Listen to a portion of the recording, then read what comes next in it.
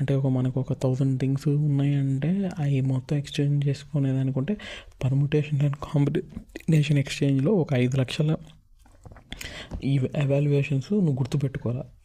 నేను అమ్మే వస్తువుకి ఎన్ని ధాన్యం వేస్తావు, నేను అమ్మే వస్తువుకి ఎన్ని పార్ట్స్ తీసుకోవచ్చు, నేను అమ్మే వస్తువుకి ఎన్ని షర్ట్లు తీసుకోవచ్చు, నేను అమ్మే వస్తువుకి ఎంత మెడికల్ సర్వీస్ తీసుకోవచ్చు. అలాగే అన్నీ నోట్ చేసుకొని చేయాలంటే అది చాలా కష్టం అవుద్ది. ప్లస్ టైం టు టైం మారిపోతూ ఉంటాయి. దాంట్లో మళ్ళీ క్వాలిటీ ఉంటుంది. ఇవన్నీ ఉండడం వల్ల ఇది చాలా కష్టం అయిపోతూ ఉంటుంది. అంటే సస్టైనబుల్గా ఉండేది కాబట్టి. సో దాని నుంచి వచ్చిందన్నమాట. దీన్ని సాల్వ్ చేయడానికి ఒక ప్రాబ్లం వచ్చిందంటే సెంట్రల్ బార్టర్ సిస్టమ్ వచ్చిందంట. మీరు తయారు చేసేటివన్నీ ఒక మార్కెట్లో పెట్టేసేయండి, ఎవరికి ఏం కావాలో వాళ్ళు తీసుకెళ్ళిపోండి అనేది వచ్చిందంట.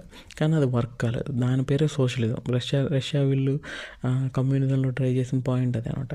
వాళ్ళ సిద్ధాంతం ఏంది, మీరు ఎప్పటికప్పుడు కష్టపడతా చేస్తూ ఉండండి, కాకపోతే ఎవరికి ఎంత